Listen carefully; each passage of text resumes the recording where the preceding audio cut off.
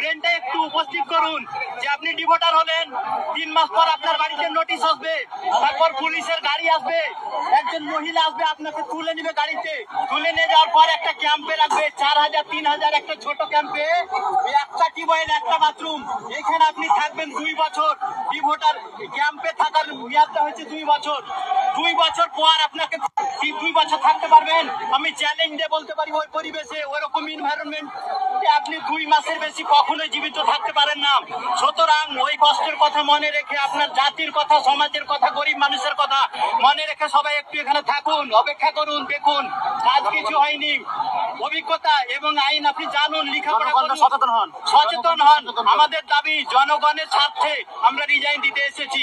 No hearing, যারা প্রয়োজনী আছে কিংবা সেলফ আছে, যত খসড়া ভোটে আছে, এদের কোনো হিয়ারিং চাই না আমরা, এবং আমরা বুঝতে পেরেছি হেয়ারিং করার পরে বাদ যাবে।